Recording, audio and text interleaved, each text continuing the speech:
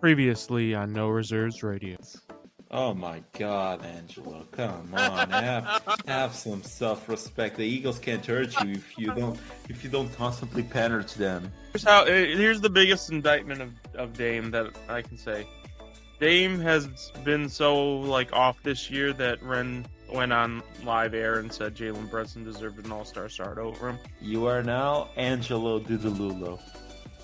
Do you think it is possible that the management of the Memphis Grizzlies are just buying into the reckless youth movement and they got rid of the one person in the locker room that probably was telling Ja to knock it off? Because he's taken advantage of me multiple times when I was younger.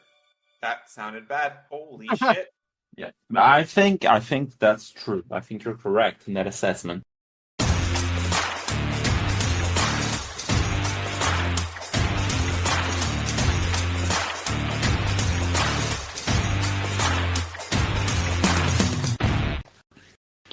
What's going on, guys? Welcome back to No Reserves Radio. I'm your host, Rehn. With me, as always, Angelo. As always, not Austin. As always. As is the tradition. Disclosure, recording this Thursday, releasing Sunday, so there's going to be quite a few playoff games between now and then. There should be.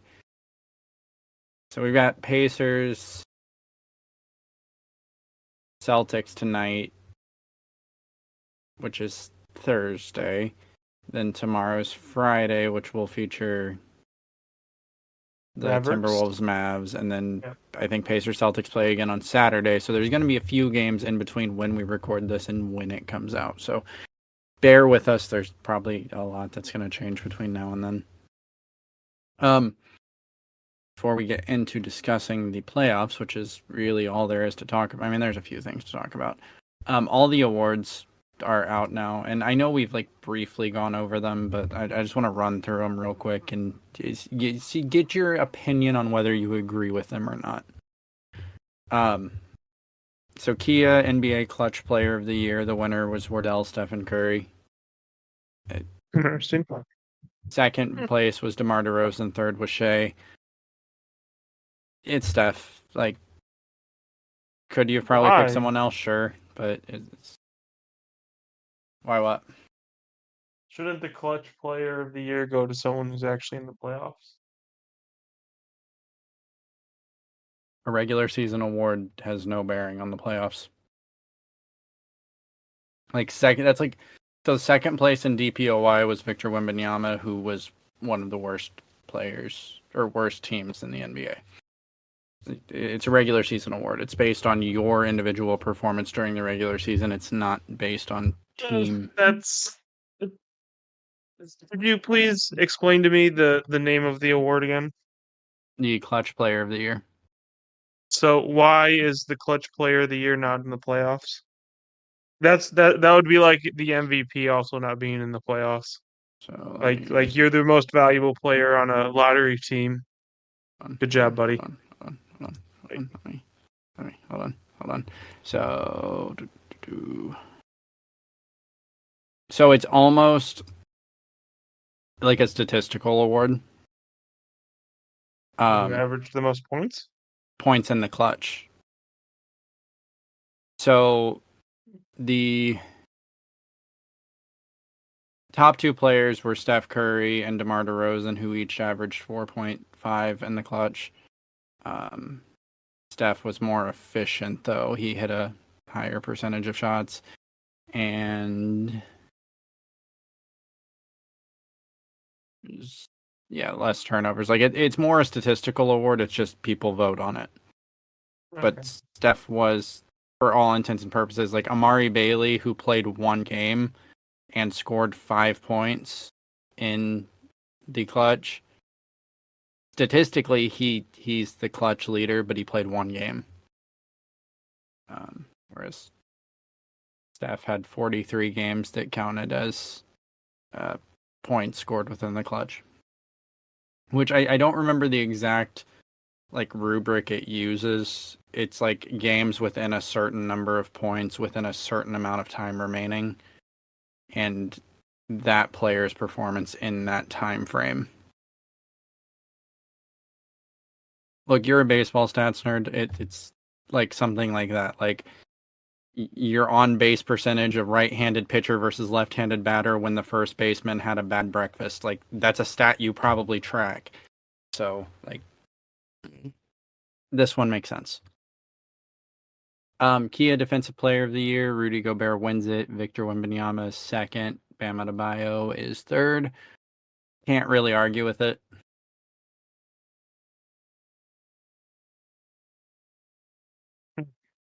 Okay. Do you have a quip on that one? No, it's all good. Yeah, because I was going to say the Mavs, like just in the game yesterday, they went 14 for 16 in the paint when Rudy Gobert was on the bench, and they went 17 for 31 when he was on the floor. So he clearly impacts it. Kia MIP, Most Improved Player. Tyrese Maxey, Kobe White, Alperen Sengun. If you listen to us, you should know we all pretty much disagree with this. This should have been Kobe White. Agreed. Not to take away from Tyrese Maxey, but Tyrese Maxey was already that guy. So like, At that point, why isn't Tyrese Halliburton on that list then? Quite honestly. did he make a big jump from last season? I think he like pretty much averaged almost the same. Okay, so then last Year season. The why didn't he win it last season? Didn't he win it last season? Oh, did he? I thought I went to. Maybe he did. Maybe I'm misremembering. Unless I'm. Did he not win? I don't think so. Hold on. He might have been second in voting. I remember him being in the conversation. That's the thing. Like we'll talk about this, but like none of this. It was Lauri matters. Markkanen. Okay, and you know what? Lauri deserved it, so I'm fine with that. I don't know. It just seems like they're inconsistent with the. I don't think if you are a player like. I don't know what Tyrese Maxey's contract is, but like let's play devil's advocate here and say that Tyrese Halliburton won it. Because of the All NBA votes, which we'll get to that in a second, Tyrese Halliburton's getting like $48 million just in his pocket because he's a max player and that was one of his stipulations. If you are already getting a max contract, you should not be eligible for Most Improved Player. Just a crazy thought. So yeah, we I think all disagreed with that one.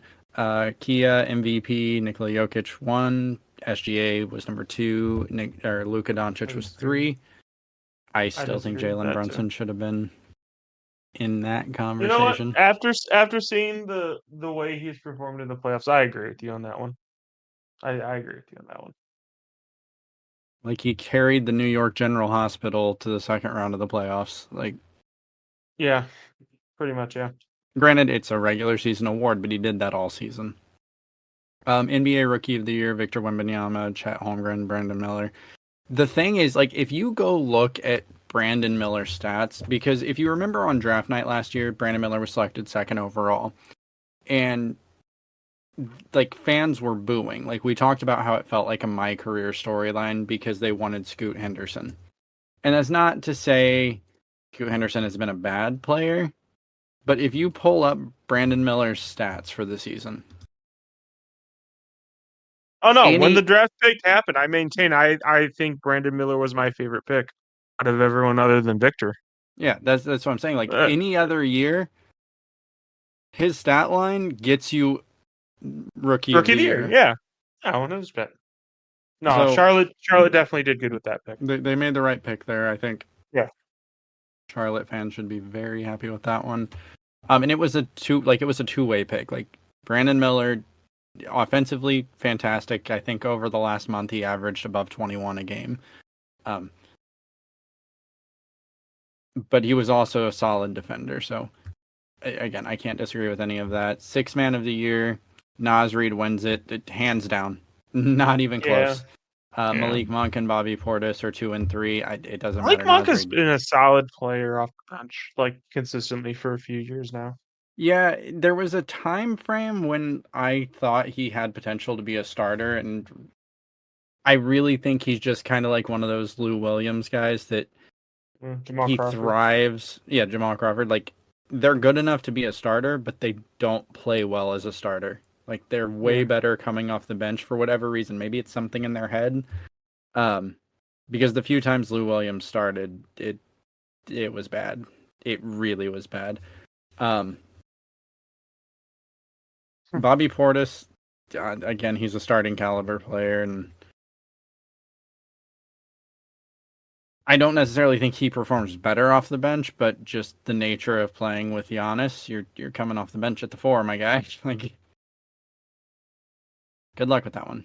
Coach of the year, doesn't matter. It doesn't matter.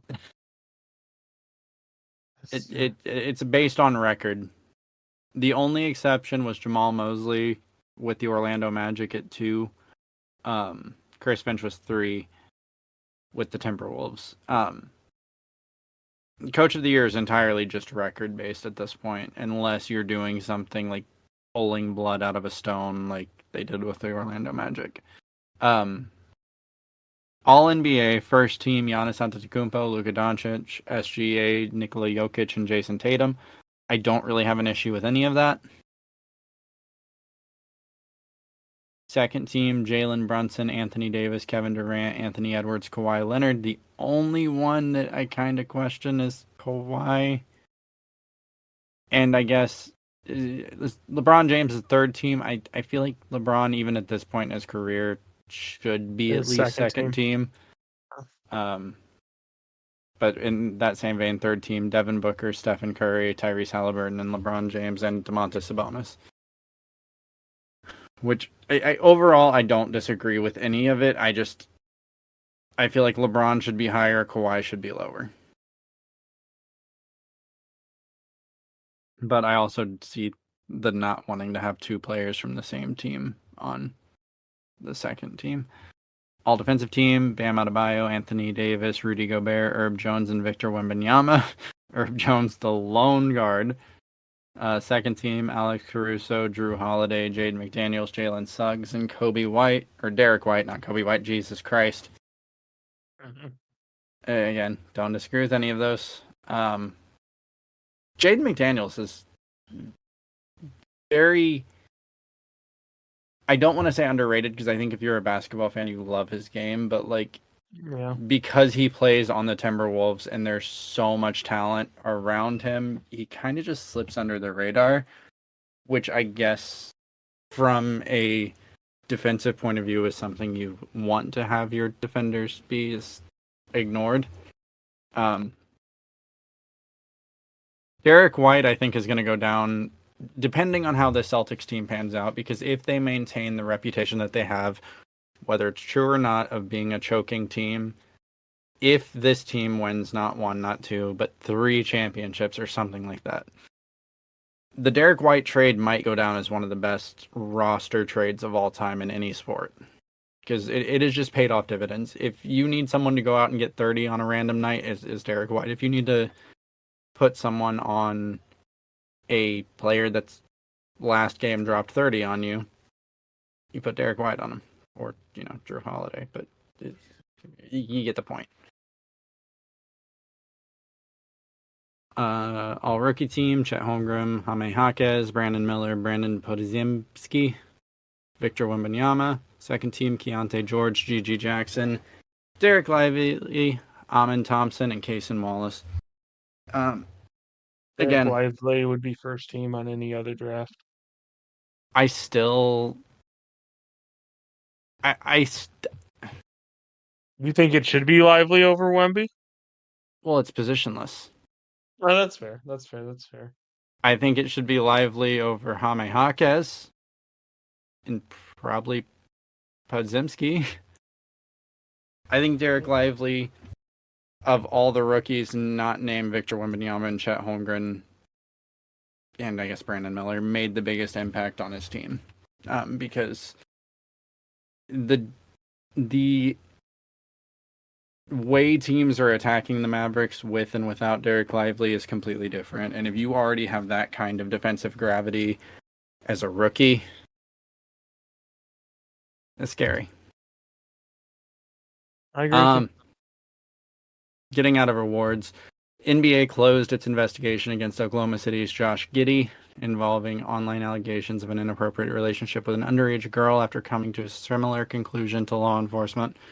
So basically, they've just been investigating it this whole time, and they decided, whatever. Okay. Yeah, I just wanted to throw it out there. OG Anunoby is allegedly testing free agency and considering contracts from teams besides the New York Knicks. Oh, Yeah, that's a big deal. That's a big deal. And so here's the problem with the New York Knicks. what's that? They don't know. They don't know what they want to do. So first things first. Like Jalen Brunson has like transcended. Do you remember Jalen Brunson from like the Mavs playoff runs? I It's like remember night and him day. being there. It's like night and day, dude. It's like he has improved like above and beyond like what anyone expected of him. So Except here's the apparently the thing. New York Knicks. Yeah. So here's the thing. Where does Julius Randle fit in all this? I think Julius Randle's a good second star to have. I don't like a team I that don't think so. I don't you think so. don't see. I don't like Julius Randle as the centerpiece, and like this is definitely a time when Austin should be here because everyone knows, besides DeMar DeRozan, Julius Randle is Austin's favorite player in the NBA. Yeah. But I think Julius Randle slots perfectly into that second star, third star role, maybe, on a championship team. Because he's I not, like, he's a plus defender. And he's a fucking elite scorer most of the times. Sometimes he's not, but most of the times. but you don't need elite scoring when you have Jalen Brunson. That's kind of the thing. Like That's fair. his shooting is like very on and off.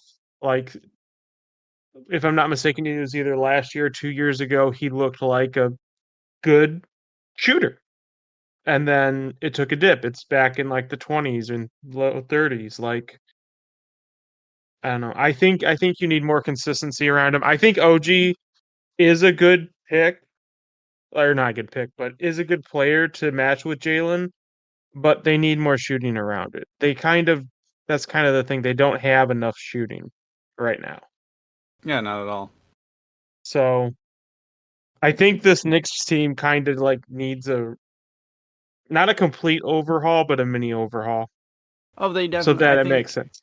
I think you need to build a team that has less injury concerns. Because, like, even with OG is a player that hold on, let me pull it up because I cannot remember the last time he played a legitimate full season or even close to one. And that's not resting. That's he was missing time with like leg issues and let's see. So this season played around 50 games. Last season he played 67. Season before that 48. Season before that 43. Season before that 69. Season before that 67. So like if those week and a half injuries hit you when it comes to the playoffs, that's your playoffs. That's wraps. That's kind of what I was about to say. That's fine in the regular season because Brunson can carry you in the regular season, but it Right, can't right, happen right. in the playoffs. And like that's what happened here is he had that hamstring issue and like the most I don't want to say it was brave, but it was stupid, but it was also like impressive of him coming into game 7 and saying I'm playing and he gave him 5 minutes, but like he was moving like he was 70 years old and they ended up finally saying, you know what, this is just it's too much of a risk That's not working. yeah. And they ended up sitting him, which again, all the props in the world for giving it a shot. It's game 7. But if you're taking OG Anunoby as your second star, you're taking that risk that he might get hurt at the wrong time. And Angelo knows this. I don't necessarily believe in the term like injury prone. I don't think a player is like genetically predisposition to injury. I just think the way some players play is they're more likely to get hurt. Like Russell Westbrook, early in his career, we had concerns because instead of just dunking the ball, he tried to break the rim every time, and suddenly he started having wrist issues. Like the way a player plays, you can tell if they're going to be hurt. And OG plays a very physical game of basketball, both sides of the ball. And he's freakishly athletic, so there's a risk there. That said, before we continue with OG, though, so ESPN sources, in approving a new WNBA franchise in Toronto, the WNBA Board of Governors voted 13-0. The NBA's Board of Governors voted 29-1. Only the New York Knicks voted against the expansion. Knicks are suing Raptors in case over alleged theft of proprietary information. What? It's really irrelevant, but what I'm saying is New York and Toronto are currently in a pissing match, okay? If OG goes back to Toronto, New York might invade Canada. But that said, I'm going to put my Homer pants on because from the sounds of it, OG was staying in New York until this week. Now there's a rumor he wants to test free agency, right. The end of Game 7, Tyrese Halliburton, Pascal Siakam approached OG and they're having a conversation and they have their mouths covered and they're talking to each other. And it's a pretty in-depth conversation. I'm just saying. OG Anunoby to Indiana would be a, full circle moment because where did OG go to college, Angelo? Do the Pacers even have the money to sign him? Yes. So there's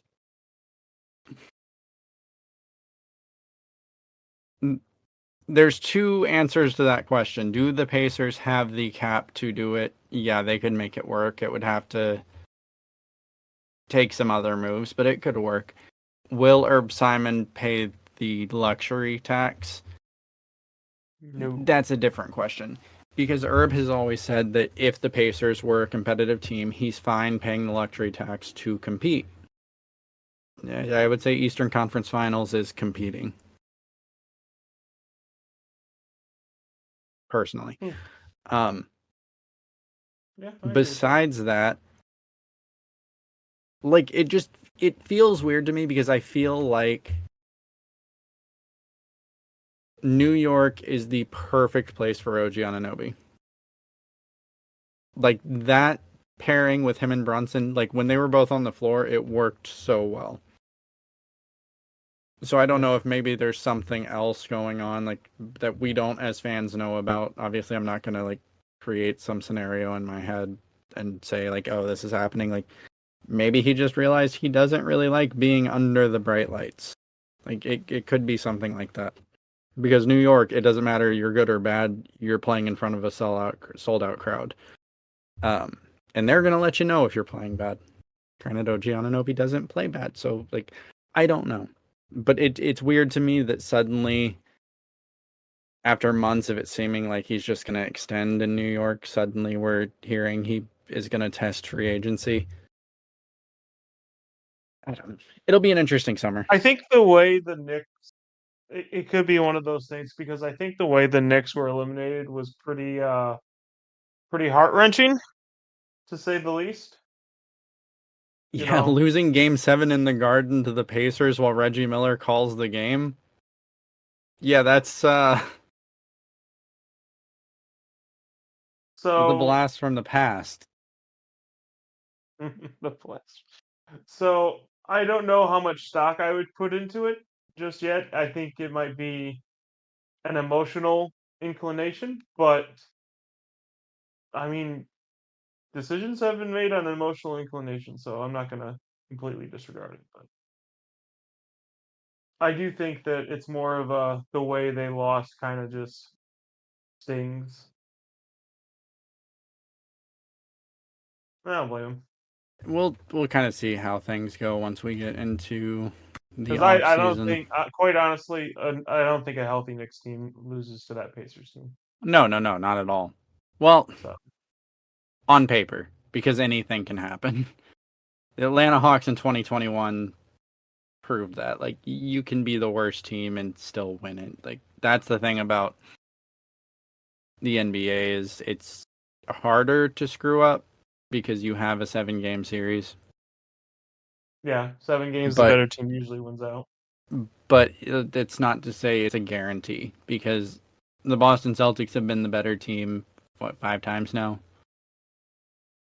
They lost. And so I guess time will tell. It's interesting to already have some off-season news to talk about. Granted, for 90% of the NBA, it is the off-season now. Yeah, So I guess it shouldn't surprise me that much, but as a Pacer fan, this is my first time in 10 years that I've actually been like invested in the playoffs as more than just not a pundit. I don't want to use that word. you are a pundit. But I as a fan, I don't know, because like I'm gonna watch playoff basketball no matter who's playing because I fucking love it. But this is the first year I've been like heavily invested in a decade. So, I guess we should talk about the playoffs now. Let's go ahead and start with Pacers Celtics because I feel like that's one we all generally agree on. So game 1, which is the only game that's been played to the recording of this episode. Pull it up. Load. There we go. Game ended 128-133 in OT. So it was kind of a heartbreaking loss for the Pacers. They won pretty much until the last 2 minutes. Boston came out really strong. Pacers, I think, missed their first 7 or 8 shots. It was like 0 to 14 before the Pacers finally scored. Pacers came back and they just kept hitting the Celtics hard, and that's what we've kind of seen from this Pacers team all year long. Like, they just keep the pace up the whole game, and kind of challenge you to get out and run with them. And to see these two teams, because this was the 1 and 2 offense in the NBA, just go back and forth all game. It was a lot of fun. We got down to the last 2 minutes and a couple costly turnovers by the Pacers. Tyrese Halliburton dribbled the ball off of his leg. Andrew Nemhard on the throw-in. It's that lack of play experience. Go on. I don't know that. I think it was just that's just kind of the way it was completely out of nowhere, okay? Because Rick Carlisle's got playoff experience. And Rick Carlisle, at the end of the game, didn't call a timeout with Pascal Siakam, did not get separation from Jaylen Brown. Andrew Nemhard's inbounding the ball. I'm questioning whether that should have been Tyrese Halliburton inbounding it, personally. Nemhard has to throw the ball in because there's no timeout. Brown is able to deflect it. Siakam still tries to grab it. He ends up knocking it out of bounds. Pacers are up 3. There's 4 seconds left or 6 seconds left, something like that. Jaylen Brown hits a tough shot. Mm-hmm. And that's the one thing. It's a great shot. It was a great shot. Granted, Siakam doesn't have his hands up, but Siakam's there. There's pressure on the shooter. It's an off-balance 3. It's a big shot. There's a lot hanging on that shot. And Brown sinks it. So we kind of had this conversation in the group chat. And like, for me, I don't have a problem with the loss necessarily.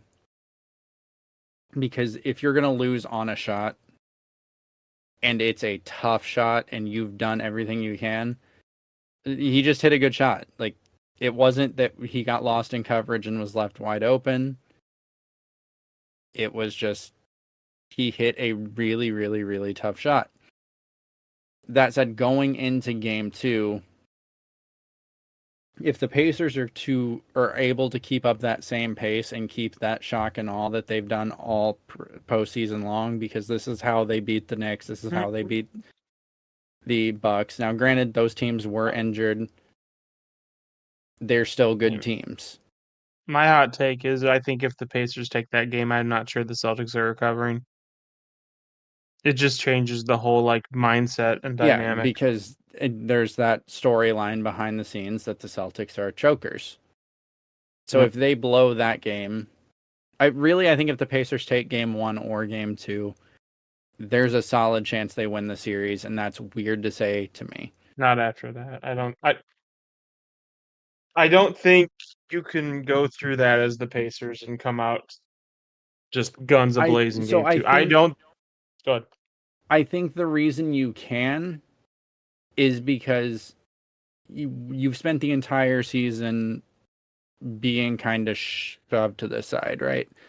So a few seasons ago, I think it was 2 seasons ago, Miles Turner was asked in an interview about the Pacers' success during a 10-game run, and what he said is, y'all motherfuckers don't watch us play because you shouldn't be surprised by this. And that's factual. If you look right now, I think it was ESPN's Twitter. They tweeted, one of these duos will win their first ring together. Kyrie Luka, Tatum Brown,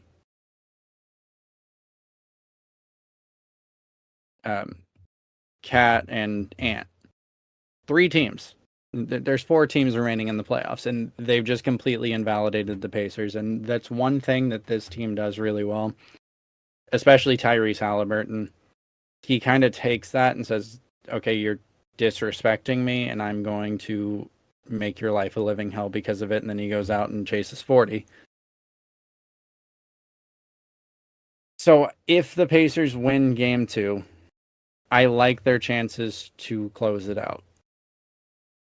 Because I said before that until Kristaps Porzingis comes back, Miles Turner's just going to feast. And that's what happened in that game. Miles Turner went 9 for 13 from the field, 3 for 4 from deep, 23 points, 10 rebounds. An interesting thing for me was the free throw discrepancy. Again, the Pacers kind of get shafted on the whistle, and I'm not going to call it a conspiracy, but it is a little weird that the paint scoring can be 58 to 56. Celtics scored 58 points in the paint, Pacers scored 56. And the Pacers shot 3 free throws during regulation. Celtics shot 21 in regulation. So it's weird to me that there's not the contact on the other side. I mean, if you're going to swallow your whistle during the playoffs, I totally get it. But if you're going to call fouls, call fouls. This is another reason why I don't think the Pacers have much of a chance. Right. It is hard to overcome because, like,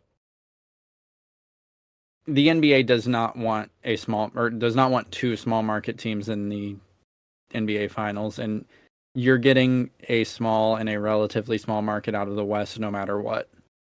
Because the Minnesota Timberwolves are a small market team, and Dallas, as big of a city as Dallas is, it's not necessarily a large market because Texas is split between 3 teams.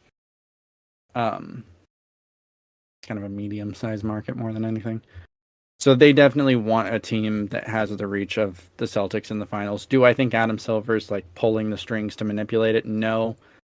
But the Celtics also don't win this game if the free throw discrepancy is that far apart. Okay, so I want to talk about that real quick. Because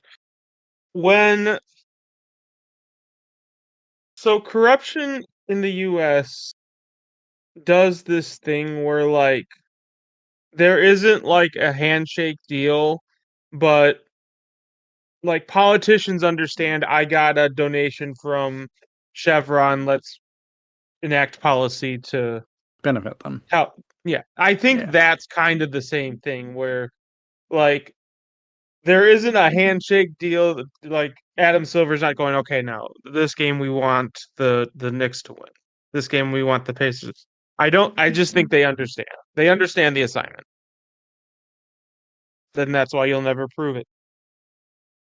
Yeah, no, it's not something that they're sitting in like a bunker in New York under NBA headquarters, like discussing the plans and all that. I think it's just the league knows that the I'm an purpose NBA of the employee. This is yeah, best for the NBA. That's what they know. right. And you can't blame the refs for a loss because you won this game if you inbound the ball. Because you make one free throw, the game's over. And they didn't inbound the ball correctly, or if Tyrese Halliburton doesn't dribble the ball off of his foot. So like your job as a professional in a small market is to overcome those odds because they are not in your favor at all. And you've just got to produce, and the Pacers didn't. Like the Pacers did like 128-133. It's not like this game was a blowout, but it was demoralizing. I will say that. But I'm not mad about it because they won off of a Jaylen Brown tough shot, and he hit it. Again, he wasn't lost in coverage. There wasn't like bad defense played. They played good defense on it. He hit a good shot, and he deserves the credit. I think one thing we're bad as sports fans is doing is saying, "Oh, the Pacers blew it." Yeah, if like you can say that, but I'm more apt to say Jaylen Brown hit a like probably the biggest shot of his career, and that could be true for his entire career. That is in Idea. We'll see. so like I would rather just give credit to him as opposed to saying, you know, Pacers blew it, even though they did. What is again, listeners at home, we are recording this and only one game has been played, and we made an agreement that our predictions would not change regardless of the outcome of game one. What is your prediction for the rest of this series, including who do you think wins the MVP of the series? Because we reward MVPs for conference finals now.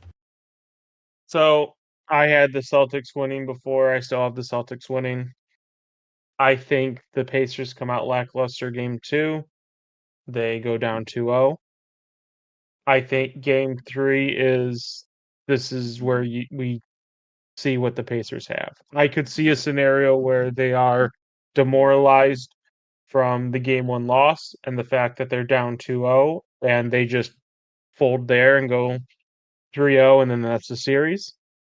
But I'm going to give them a little bit more respect and I'm going to say they bounce back and win game 3, then lose game 4, then win game 5 in Boston, and then lose game 6. Interesting. And who do you have taking the series before we get to the new arrival? Or who do MVP of the I'm about to say, series? I already said I had this. Yeah. No. Chalk is Jason Tatum. You know what? After that shot, I think they're going to be incentivized to give it to Jaylen Brown. Regardless of the rest of the series, because like Jaylen Brown could fold for the rest of the series. He could, but I still think if he performs admirably, they're going to give it to him just on that game 1 shot alone. Welcome to speech therapy with Angelo. Yeah, I suck at English. So for me, again, I'm biased. I'm picking the Pacers, and I'm saying in 7. With Tyrese Halliburton taking the series MVP. The realist in me understands that is unlikely. The realist in me agrees with you. It's a 5 or 6 game series to the Celtics. But I can't like that. I wouldn't be a fan if I didn't pick my Pacers. I think that it's going to be. I think the series is going to come down to if the Pacers can maintain winning at home. Okay. And the Celtics obviously win at home. And it comes down to a game 7. I think the series is going to be dependent on Kristaps Porzingis.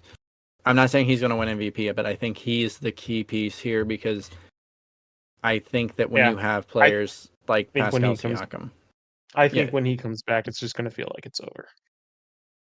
That's dependent, that's that's de- why winning that game 1 was so important. Now they are saying he's expected to come back around game 4, game 5 at the latest. So yeah, you definitely want to get a head start before he returns, but at the same time, coming back off an injury, there's going to be some rust there, so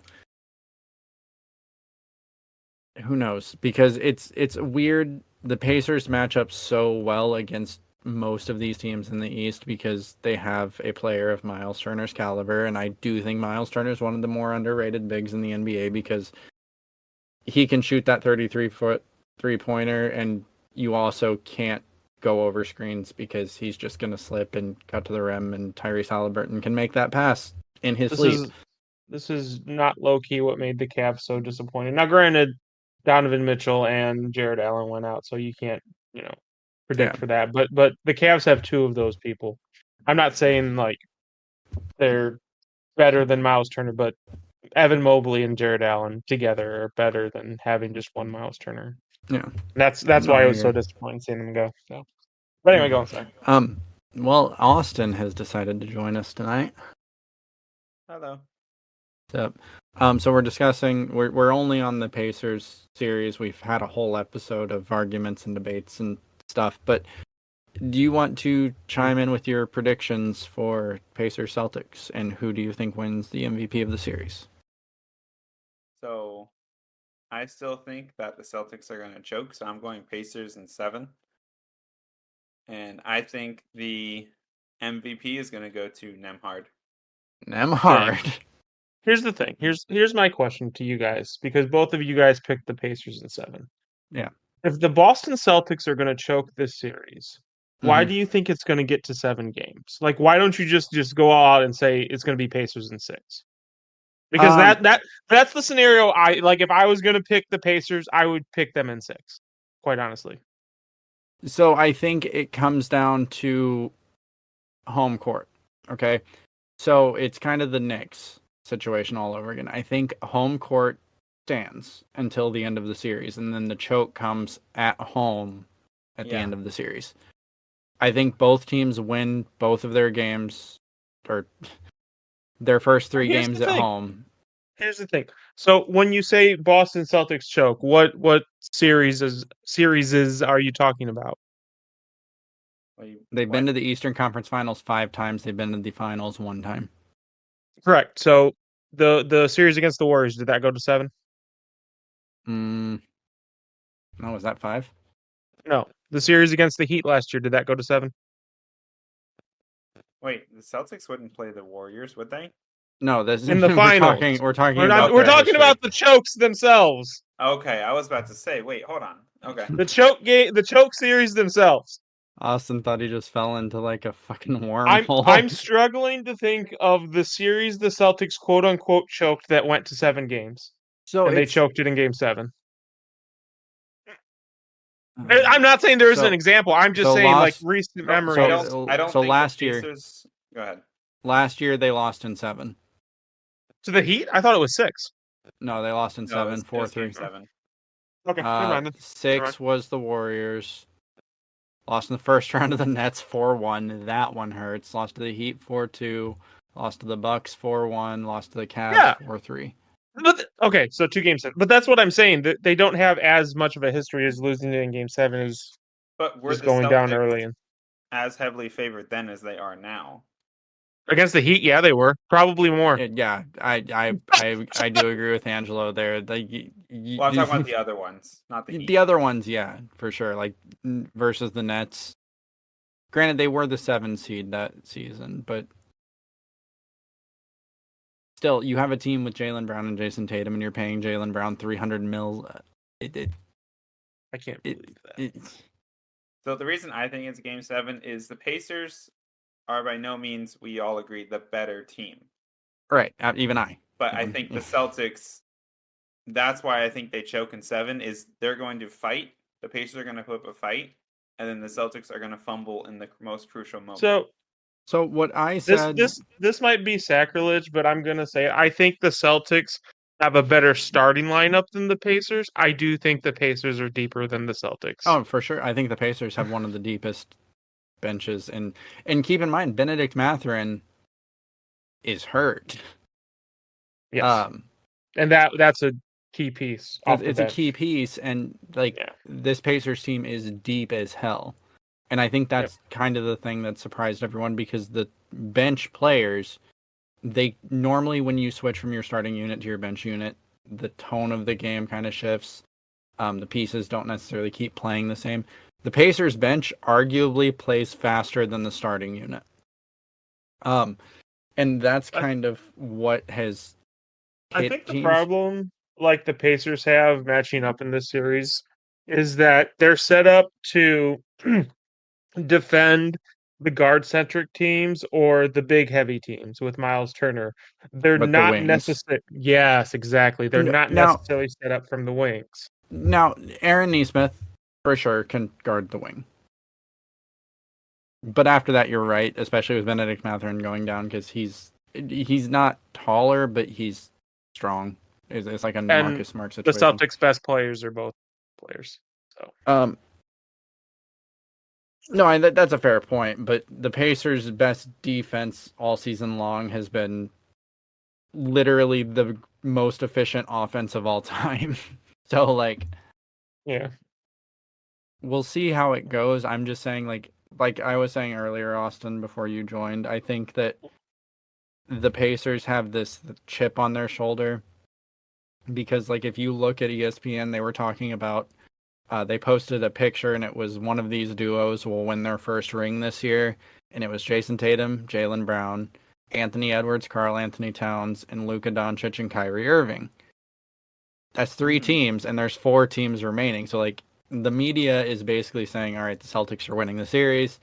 And that's what happened with the Knicks. And that's what happened with the Bucks. And, like, suddenly everyone's kind of, I don't want to say pissing the Pacers off, but, like, they're taking it personal. Homie. Like, I'm not saying they're not playing great. But, homie, the teams you beat lost both their top stars in that series. Yeah. Giannis Well, and Dame, and then Jalen and OG. Like, I don't Knicks know. were already missing Randall. Yeah, and Randall. Let's not. I mean, Yeah, injury OG. luck. Like, injury luck is part of. Oh, not Julius sports. Randle. I told you. We were talking about Randall Austin earlier. missed the segment where I basically said that the Knicks should just soft reset. Soft reset, more like Control-Alt-Delete. No. Soft reset No, because you've got no. Jalen Brunson. Yeah. I stand corrected. Throw the computer out. If they, Jesus Christ, if the Knicks lose OG Anunoby, then maybe blow it up and just build around Jalen Brunson. What's a terrible spot to be in, I guess. Do you think that Jalen Brunson is going to be kind of like the next wave of Dame, where the team just never figures it out with him? So it's either That's going to kind be of my feel. It's either going to be that or the next Mike Conley. Like, just someone that, like, everyone wants to win, and then just... So Chris Paul. No. I said everyone wants to win. Here's the thing, though. Like, Jalen Brunson is a way more explosive scorer. It's harder for those guys to be held down if you got the team right than it is for, like, Mike Conley to be held down. Or Chris Paul. Look at the Cavs, though. The Cavs lost their two best. Well, not their two best. But yeah, no, you could argue the Cavs lost 2 of their like 3 best players in that series. Who'd they lose? I know they lost Jared Allen. Donovan Mitchell and Jared Allen. Oh, that's right. Mitchell did get hurt. I completely forgot. Yeah, Mitchell they were got rolling. hurt. for They the were closeout rolling. game. He was there for They, most of the series. It's not uh, revisionist. This, like, granted, it's the closeout game. It's the one that matters, but yeah, um, but they were rolling. Ah, I don't know. Time will tell. Tip off is in an hour for Pacers Celtics, so I guess by the time this episode comes out, 3 games will have been played, and one of the 3 of us, because we kind of have different opinions. I think they take tonight. I don't think Austin thinks they take tonight. Angelo thinks they lose tonight. Right? yeah, Pacers. Right. yeah. So we all have I different think takes, I so we'll think there's see. a chance. I think there's a real chance that the Pacers don't even or barely get past 100 points tonight, and that's not enough. Oh, yikes. Yeah, So yeah. I you think they're going think to come out that so bad. you think the Yeah. statistically best offense of all time or highest scoring Yes. offense of all time doesn't even Absolutely. break. Okay. Yes. Yep. All right, that's a take. Going to the West. Oh, I my notes from the opening of the episode. I skipped one, so we're gonna do that real quick. Speaking of the Cavaliers, Cavs have dismissed Coach JB Bickerstaff. Bickerstaff led the Cavs to conference semifinals and won 99 regular season games over the past 2 years. Change comes with hope of advancing deeper. That you kind of felt like that was coming. Like it feels like Yeah. we are on the cusp of massive changes. I mean, it doesn't feel like we know we're on the cusp of massive changes in Cleveland because one of Donovan or Garland is not on the team next year. We know that to be true. Yep. It'll be I think it's interesting going to to see. be Garland. We'll see. I think if you are running the Cleveland Just Cavaliers, here's you have to make the choice of Donovan Mitchell. Like, this is as someone, I love Darius Garland's game. Donovan Mitchell is head and shoulders above Darius Garland. agreed. Yep. And if you're taking the pick, you're picking Donovan Mitchell every time. Now, granted, he has to resign, so it's kind of a two-way street. But I feel like that has to be your go-to. And there was also a story. Apparently, Jared Allen's not happy with the Cavs either, because there was a leak that someone in the Cavs organization, like in terms of like coaching or ownership or whatever, sent a memo out or something and basically called Jared Allen soft for not playing in the playoffs. Yeah, that's something Cavs ownership would do. Yeah. So like, there's a chance that you also don't have Jared Allen next year. Well, we already saw what happened when we didn't have either of them, so it's not anything that I haven't already seen. So, True. oh man. So here's what's going to happen to the Cavs in the offseason. Donovan Mitchell is gonna slide us and he's gonna sign elsewhere. Jared Allen then is immediately gonna request a trade. We're gonna move him, and then we're gonna go through basically yet another mini rebuild with with Darius Garland and Okay, Evan Mobley. crazy thought. This is As what's a gonna happen. as a Central Division team, how pissed would you be if the Pacers took Bronny James in the second round and signed LeBron James? Oh, that would be so funny. I'm not gonna lie.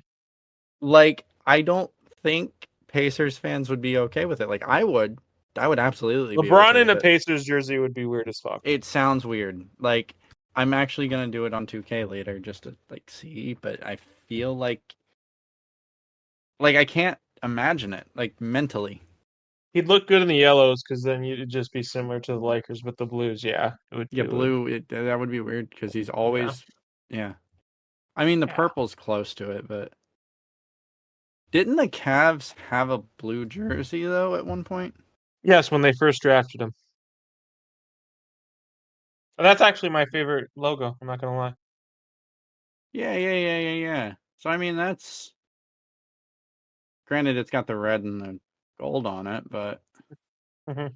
you could. It's still. Hold on. Is there? Hold on. LeBron and Pacers jersey. Let's see if it's on. Oh yeah. Yeah. You can I am so confused looking at that. What, the rookie year LeBron jersey? No. You can Google LeBron and Pacer jerseys because, like, there's all those articles like, what would LeBron look like in different jerseys? And I don't. Oh no. I'd like it as a basketball fan, but I don't like that as a LeBron or Pacer fan. Nope, stay away. Dallas Mavericks, Minnesota Timberwolves, 108-105 in game 1.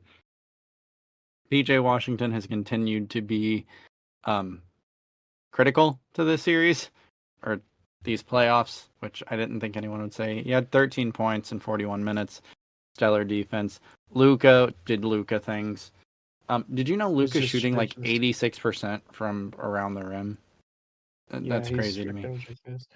Luka's such a bad matchup for everyone because he's so freaking big, and Yeah.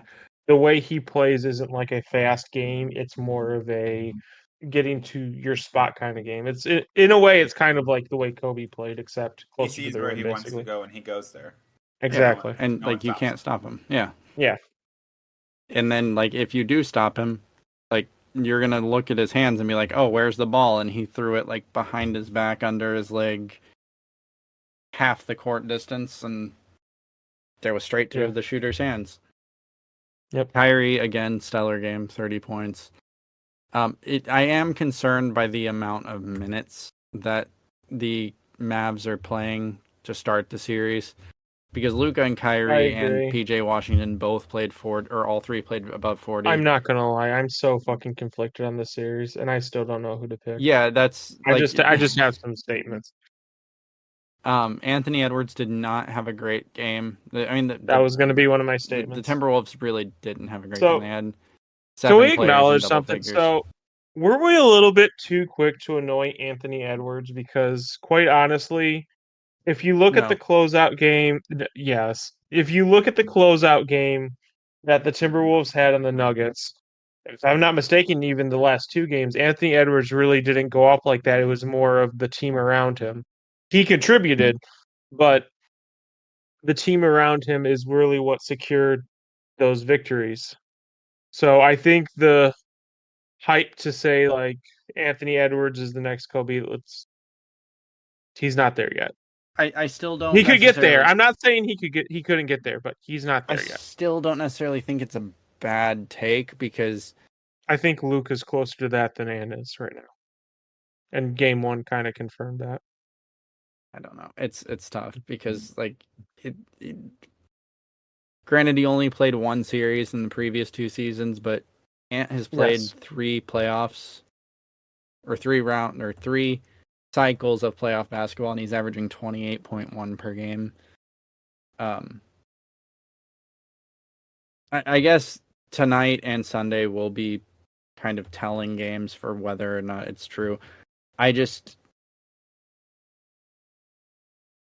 By the way, I also think I haven't looked at too many things, but the things I have looked at says that the Timberwolves are going to take this series easily. I think we're not looking at the Mavs well enough, just as a general scope. No, I think I think it's kind of a mirror of the Pacers Celtics, where the Pacers are kind of getting ignored. I think the Mavs are a lot better. Yeah, for sure. I think just by the nature of having Luka, the Mavs are better, and that's scoring wise. I think Luka and Ant is pretty close. I think Luka just makes everyone around him so much better that you're gonna have games where, again, PJ Washington is gonna drop 30 on you, and you have to live with that. I expect a much better showing from the Timberwolves tonight or tomorrow. That said, you lost home court advantage. How big do you think home court's going to play into this series? Because Luka took over the 4th quarter. So I'm just going to go back to my common thread.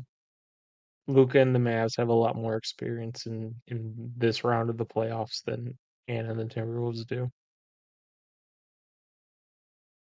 Now, do you think so? I don't necessarily. I'm trying to think of how I want to word this. So, the thing for me that's questionable from the Timberwolves side of the game is Ant came out and said that he wanted Kyrie. Like Kyrie was his match, right? Yep. And as athletic as Anthony Edwards is, Kyrie Irving's probably got the best hand. Not probably. Kyrie Irving has the best handle of all time. Yeah. And no matter how big and strong and athletic you are, Kyrie's going to make you look like a fool. And Yep. I go back to USA Basketball, young Kyrie, and he's yelling at Kobe, like, you are going to guard me. Like, you're not going to be able to lock me up. Like, this is practice. You're not going to treat it like practice. You're going to guard me and you're going to get schooled. And he did. And that's kind of concerning for me because if they continue to do that, like, as great as Anthony Edwards is, he's not going to be able to guard Kyrie. And that's not because Kyrie's some world beater. It's just Kyrie has the best handle of all time. He's going to break you down, get to the rim, and then find the open man or score himself. Because he's also one of the top finishers of all time. And that's kind of what we saw in that game one. Kyrie kind of took over the entire first half. Luka started heating up in the third, and then it was Luka Doncic versus the Minnesota Timberwolves in the fourth quarter. For this series, I've got the Mavs winning in 6, with Luka taking the MVP. I wouldn't be surprised if it's Kyrie winning it. I think it's going to be kind of a wash. It's going to be who's going to have more moments. I think statistically they're going to be very similar. I think it's going to come down to what have you done for me lately between those two. But I do think the Mavs take the series, and I think that game is going to be kind of the defining game of the series was game 1. Yes, sir. That's all this motherfucker has is yes, sir. Go ahead. You know what? I'm leaving. Austin, go on a diatribe. Go ahead. Please Tell me about the Mavericks. Someone else make a prediction, please. Why do I? Okay, whatever. I mean, what the hell do I say? Ren just said all the shit. What do you want from me? I That's think true. the Mavs are gonna win in 6. I think they'll win in 6. I think Ant will drop like 47 one quarter. Oh, Jesus or one Christ. game. Oh my God. What? Imagine you just, like, I don't know, browsing fucking Reddit and you get an NBA app notification that Ant dropped 47 and a quarter. You're turning that on immediately. Not a quarter, a game. But I think Ant will go crazy. He'll have a game. But I don't think the Mavs will be stopped like people think that they will. And like Angelo said, we're not looking at the Mavs as closely as we should. And I take offense to that. Do you think part of it is because... hold on. Let me pull it up. So, do you think part of that is Luka has been in the league for 1, 2, 3, 4, 5, 6 years now, and we haven't seen that kind of dominance that, like, we see it in the regular season, but we haven't seen him kind of own the playoffs like we think he should every year, because every year there was a joke when we were recording our preseason predictions. I don't think it actually made it into the episode, but it was in the group chat where Angelo said Rehn predicts Luka to win MVP for the 3rd year in a row.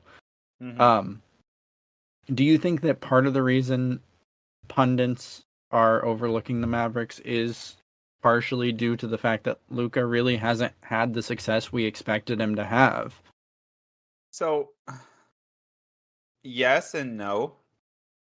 Yes, he hasn't had the success that he should have, but he also hasn't had the team that he should have. That's true. That's fair. That's fair. That's very fair. Like he hasn't had really a center. Like there was that really weird time with Kristaps there, if I'm not mistaken, but that just didn't work.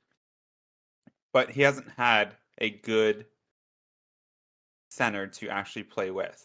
And Lively and Daniel Gafford, who saw that coming? PJ Washington. Yeah. So I think he has the team that's built around him to the point to where he can be dominant. And then, like you said, if he gets locked up, he's throwing it behind his head 50 feet down court, and it's an assist. Yeah. He has the people that make the plays to help him.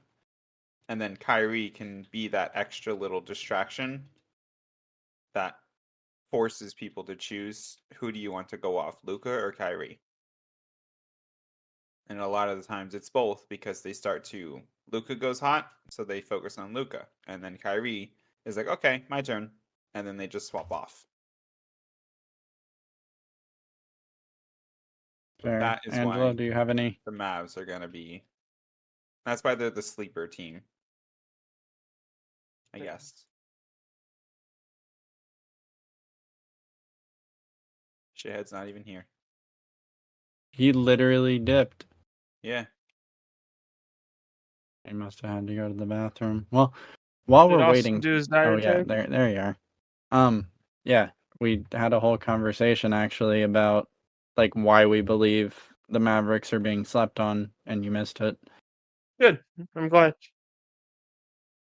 I don't want your opinion on it because your takes are terrible, but basically what we said was that, or what I said as a question was, are the Mavs slept on because Luka's been in the league for 6 years, and while he dominates the regular season, he hasn't had playoff success? And then Austin said yes and no.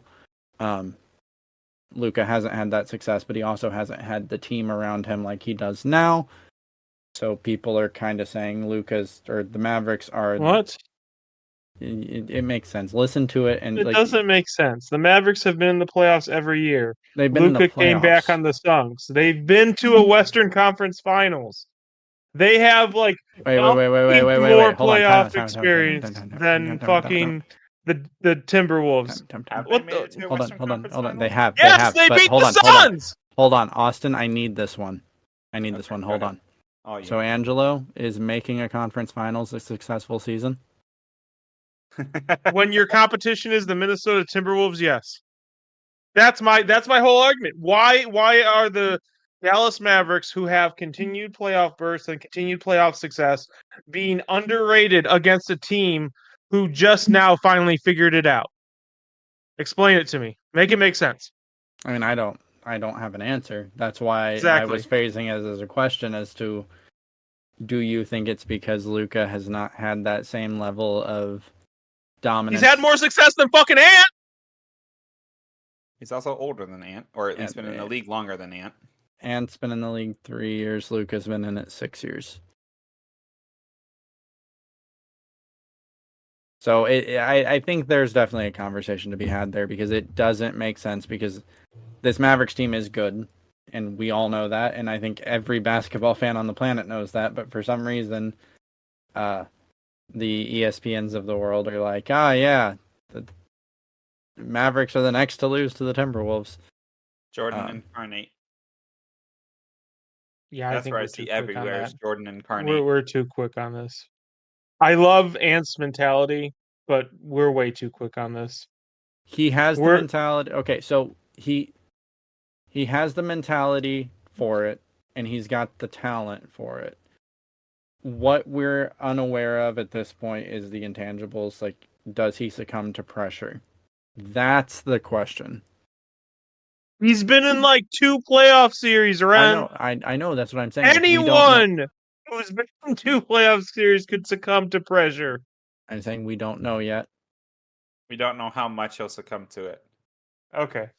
That's what I'm saying. Like, we don't know, like, is this gonna be like a career thing where no matter how long he's in the league, game 7s or closeout games, he doesn't perform? Curious if the Timberwolves like lose this, let's say it's embarrassing. Let's say it's like 4 or 5. I don't think it's going to be like that, but let's say it's embarrassing. Let's say it's 4 or 5 games. Do you think the tone that we talk about Anthony Edwards changes? Yes or no? I think it Um, depends on what happens. and I think it I think depends if on Ant's what he dropping does. 30 points and the rest of the team is lagging behind, I think we still give That Ant all hasn't the credit. happened in like 3 games, 4 games, dude. I'm just, And but you I just mean, asked the question. I'm just saying that is when it could happen. Is if Ant is doing everything he can, and the and team's letting him down. and let's be clear, in a closeout game, Jimmy Butler had like 15 and Caleb Martin had 39, and you're all are like, Hemi. So, like, Yeah, to answer your question, no, it's not going to change anything. Right, but Timmy won. Ant would be Once losing. once the hive mind has something set in its mind, it's stuck there. like Joel Embiid for MVP. Right, like Joel Embiid for MVP. Again, Kendrick Perkins gaslit an entire voting demographic into giving Joel Embiid the MVP, and then he literally said, "I was just trolling." It That worked. happened. And this is why I sleep easy at night, because I too wish I could have that power one day. It would be like, just imagine just going on TV saying the dumbest shit and getting paid for it. Isn't that Millions all of sports dollars. shows Seven now? figures. 7 figures, baby. I feel like that's Telling all you. sports broadcasts now. It's mostly ESPN at this point. Stephen A. Smith is, and Skip Bayless, both of them. Like Wilbon, great. I do like Michael Wilbon, but like ESPN as a whole, it's the 24/7 pundit machine. Yeah. Hot take, so you retweet it. Look at what this guy said. Like, that's all it is at this point. I don't know. Angelo never made his predictions. Angelo, make your predictions so we can get out of here. Mavericks in 6. MVP. Luca. Do you want to elaborate on any of it? Wait, are we all picking the Mavs? We all picked the Mavs. Oh, Yeah, I'm not crowning the fucking Timberwolves. Are you fucking kidding me? thanks for ruining the Mavs' chances, Angelo. Angelo's hatred for Rudy Gobert runs deep. Is he your Julius Randle or DeMar DeRozan? I don't think anyone can be anyone's DeMar DeRozan. Austin was making a I was build on watching 2K. Oh, go ahead, sorry. Austin was making a build on 2K yesterday, and we were talking about it while he was doing it. And, like, basically the way he was describing it, I just said, "Oh, so you're making DeMar DeRozan?" And he even just stopped. He's like, "You know what? I'm deleting it." Like, he just stopped making it immediately. And I Yep. did. I changed it. Till it didn't say DeMar DeRozan. It didn't even say DeMar DeRozan. It was just the style of DeMar DeRozan. And I said, nope, not having it. Unbelievable. What were you saying, Angela? But no, I was watching a video about Rudy Gobert and how he's like overly hated on and there's no one in his camp. Fuck you. Like the dude has 3 DPOYs averaging like less than 10 points a game. Get the fuck out of here. He's been given his goddamn flowers. He's been given enough goddamn flowers. I do think there is a level of hatred for him that it comes across as irrational because we don't in general like Rudy Gobert, and it like the COVID situation and the That contract. proved he was a moron. Yes. Right, and the contract and the trade. The trade. Like, are those valid reasons to like say he doesn't live up to that contract, that trade? Sure, but you're kidding yourself if you're saying he isn't a starting center and one of the best defenders in the NBA. Is he an offensive liability? A little, sometimes. He can hit that standing oop really well. But I do think there is a bit of irrational hatred for him. And I'm guilty of that too. Like, when we do our top 10 centers list, the man just won DPOY, and I still haven't decided where I'm going to put him. It's probably going to be pretty low, though, if it's even on the list. So I think that's something we have to be better at. I think that because we're in the era of positionless basketball, and we look at a center and we say, okay, you can't shoot from 10 feet plus, you're a waste of a contract. But there is value to a player that shoots as well as he does at the rim and also protects the rim as Yeah, well you as he just did. got to find someone like Cat. That's Yeah, all. you have you have to Easy. have a stretch big with you. And you also have to play defense like in a certain way, like built around them, like To funneling, funnel it into it. Yeah, verticality. verticality. So I agree and I disagree. I do think that there is a bit of irrational hatred towards Rudy Gobert, but I do think there is warranted dislike for Rudy Gobert.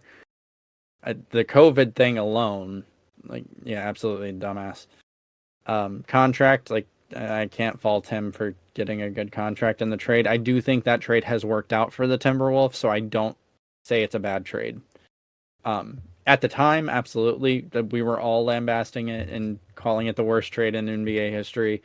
But if it ends with a finals run and potentially an NBA championship, I can't really say anything bad about it because he was a key piece to that.